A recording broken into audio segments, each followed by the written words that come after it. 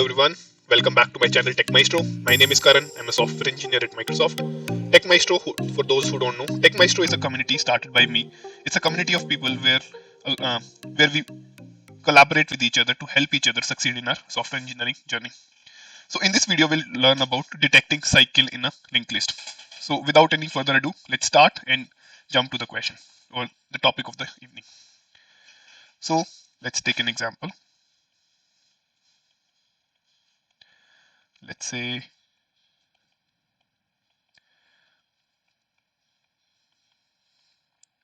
this is my linked list.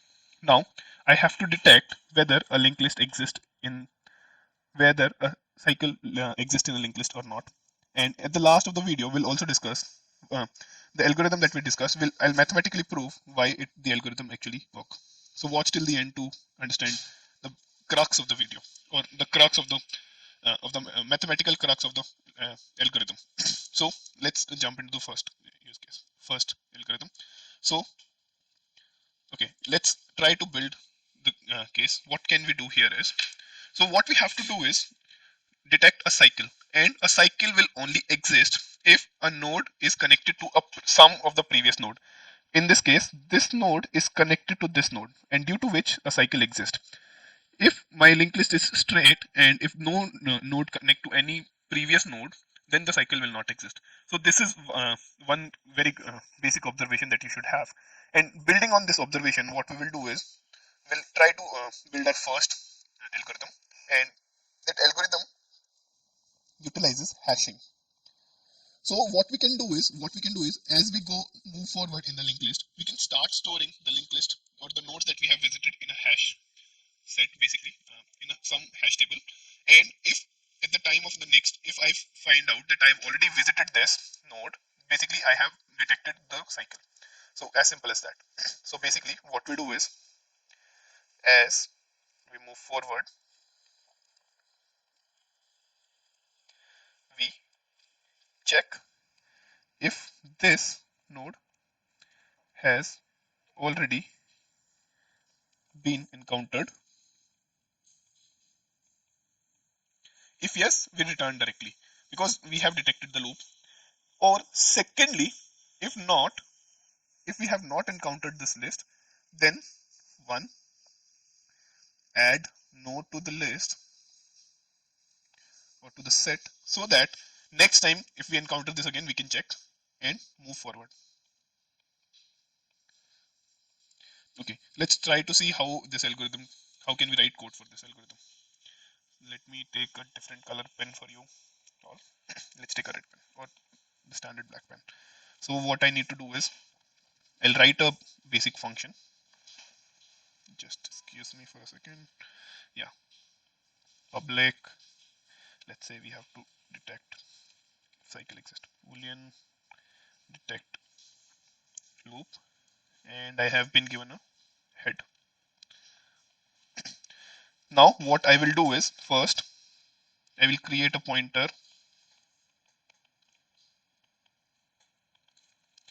If head is null, if this list is empty, return false. Basically, if there is nothing, so cycle is also not present, so we return null directly. We should actually move this line from here to here, so that we don't end up creating a dummy pointer. Okay, so now what we will do is, we will define a hash set. So we needed a hash table. We don't need a map because we only need node. We don't need any key, right? So we don't need to use map here. New hash set. So while ptr is not equal to null, so one thing that we will do is, if ptr is null, basically we have encountered the last of the list and no cycle exists. First thing I will check is if set dot contains ptr, return true. So if I've already encountered this list earlier, or not this list, if I've already encountered this node earlier, this is where I end. Otherwise, I do set dot add ptr, and increment ptr, which is ptr equals to ptr dot next. That's it. If I end this loop, if I get out of this loop, basically I have reached the end, so I return false. The reason we chose set is because we can search in a we can search in a hash table or a hash set in of one, so we can avoid the additional time complexity. And two, we don't need a map because we just have keys. We don't have a key value pair here, so that is why we don't need map. So now let's try to explain or explore, figure out the time complexity of this solution, and we will also talk about space complexity. So the time complexity of the solution here, if you see, what we are doing is we are iterating. In worst case, we are iterating over entire linked list one by one, right? So in worst case, the time complexity of the solution will become n, where n is the length of the linked list. And in worst case, we'll be storing each and every node in the hash set. So we are using additional space here. So the time complexity, space complexity also becomes on. Let's jump to the next part, which is, so now in this solution, we are using an additional auxiliary space. Now let's try to build a solution which does not use any additional space. So what the algorithm is called Floyd cycle detection. So in this algorithm, we'll not use any additional space, and we'll try to use this algorithm called Floyd cycle detection to detect if there exists a cycle in the list. So now what we do in Floyd cycle detection is we keep two pointers. We keep a fast pointer and a slow pointer. Fast pointer moves it moves 2 times, and slow pointer move only 1 time. This is what, and if they meet somewhere, basically if they meet, they will only meet if there is a cycle. Because if there is no cycle and there is a null pointer at the last, the fast pointer will end earlier and will end will end the loop and will be out of the loop and there is no cycle. But if they meet, if the slow and fast pointer meet some place, that's when we have cycle. Okay. So basically, what we do is, let's draw.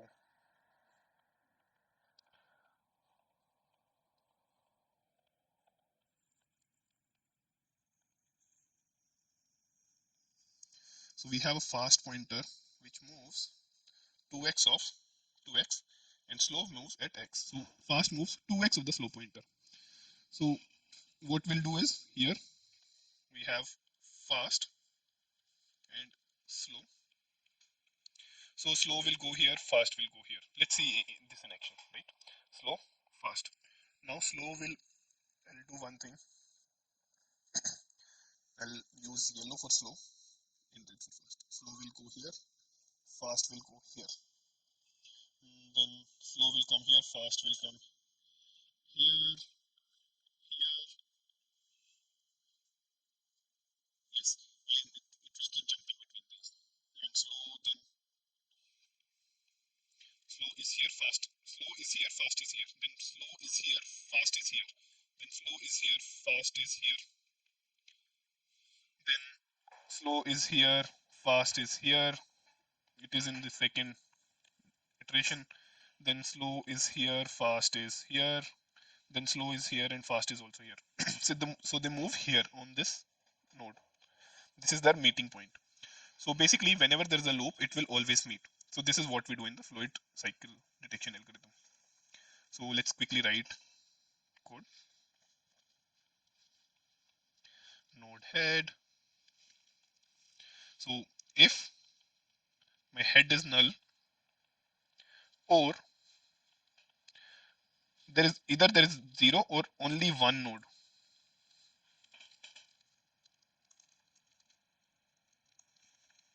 So first we'll check if there is null or only one. If this is the case, we directly return false because obviously there is no cycle. Now what we do is we keep two pointers, node fast and node slow. So one good thing that we get from our previous check is we don't have to make any if else condition here, because we know that head exists and head dot next exists. So that is why I always check this at the top of the function. So we don't have to worry about that in the later part. So while it's true, if fast equal null or fast equal fast dot next is null. So basically there is nowhere to go. I have encountered in last node, so return false directly. Now what we said was if fast is equal to slow, that's where we end. This is our positive condition, so we return true here. And what else we do is we increment slow by 1 and fast by 2, as we said earlier. And since we did this check, we don't have to worry about anything here, right? So otherwise, if this does not exist, we return false here. Although we don't have to, because this is an infinite loop and it will either end here or here. There is no other case. So this is my Floyd-Warshall detection algorithm. And now the extension of this algorithm is we can also detect the cycle point or the starting point of the loop. In this case, this is our starting point, right? We can also detect that. So how can we do that is, once we have figured out and once we have a meeting point, what we do is we move. Okay, now what we do is detect cycle point or start of cycle. So what we do for that is, one, move slow pointer to head, which is beginning of linked list, and two, move both fast and slow pointer one at a time. Now, so what we do is we move from the meeting point, we pick slow and we move it to the initial, and now we just increase both at 1, and wherever they will meet, this will be the start of the cycle. And meeting point of fast and slow pointer now will be the cycle point. Now I'll try to mathematically prove why this would work. This algorithm that we stated earlier would work. So let's take the same example again.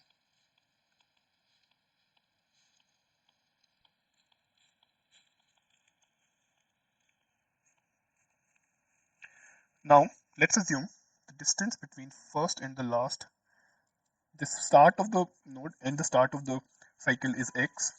Let's say this is my meeting point.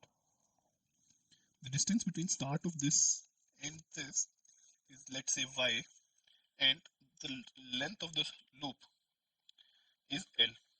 Let's say these are the three variables where L is length of loop, y is from start of cycle point to meeting point, and x is from start of linked list to cycle point. So these are the way. So the distance covered by slow will be x, it will cover this, plus y, it will cover this because it has reached here, and some cycles, right? So let's say a times L, right? And fast will cover x plus y plus b times L. So fast will have its own number of cycles. So this is, and since we know fast is moving at a 2x speed, so distance of fast is d fast is 2 of d slow, which basically means x plus y plus bl is equals to 2 times x plus y plus al, right? And let's take it here and here, this here. So 2 times x plus y plus al is x plus y plus bl, 2x plus 2y plus 2al equals x plus y plus bl. We take these two here and this here, so this will become minus, so it will effectively become bl minus 2al, which is x plus y times b minus 2a into l. What it represents is, it basically means that my x plus y is some constant into length. It's an integral multiple of length of cycle. Let's call it this as k. So x plus y is equals to k times l, right? So which basically means y is equals to k, or not y, x is actually equal to kl minus y, or y equals to kl minus x.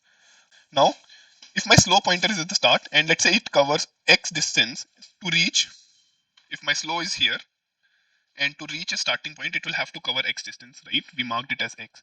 And since my this fast pointer was here, right, we did not move fast, and my fast has covered some number of cycles, right? So it would have moved some kl. Okay, let's use this, not the bottom one, which will be easier. So my fast pointer, I will write this here so that it's x is kl minus y. We discussed this. So basically my fast would have moved some cycles, and the number of what would it would have done is like l minus y is this distance, right? L minus y is this distance, and it would have taken, maybe it would have taken 2 cycle, 3 cycle, n number of cycles. So that is why we are taking some other constant, maybe cl, and to reach here it would have I deleted it by mistake, sorry. To reach here it would have done cl minus y, and we know that constant, this kl minus y, is actually equal to x. So that is how they will always meet at the cycle point of the,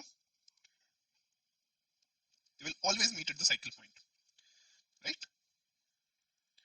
Now, one very important question that you should always ask is, what if, so we discussed the fast pointer will move 2x, right? Is it a fixed thing, or can I move fast as 3x, 4x, 5x, some x? Can I do that? Let's try to mathematically prove that 2x is not the only speed that you can achieve or use to achieve the desired result. Fluid cycle is agnostic of the speed. So this is a very important point. I think nobody will teach you this, but if you understand the gist and the basic mathematics behind it, you can actually argue and question this by yourself as well. So now, my question is, can fast pointer move at 3x, 4x, or nx? Let's see. So what we did here was d fast equals 2x 2 of d slow, right? Now let's say, let me take green pen. D fast is n times d slow, right? N can be any value except 1. Otherwise, they will never, like, they will always move in parallel or in sync with each other. Now, x plus y plus al equals n times x plus y plus bl. Now, this will become nx minus x plus ny minus y. I'm skipping uh, basic part so that we can quickly wrap this video now. N minus 1 x plus n minus 1 y equals a minus nb into L. This becomes x plus y equals a minus nb by n minus 1 into L. So if we see again, this is basically some constant value, right? So basically what it means is we can move by fast with any value and they will always meet at some point. So this is what we have for today's video, and please hit the like button if you like the video. Please comment below if there is anything that you want to discuss, or if there is anything that you want me to make a video on. Please comment below. If you feel there is anything incorrect that I've said, please don't mind sharing that in the comment as well. And once again, thank you so much for watching this video. Subscribe to our channel, join our community where you will get to meet a lot of experienced and people within your shoes, or people who have been in your shoes and have passed through that moment, so that you can learn from their experience. Thank you so much. See you again in the next video.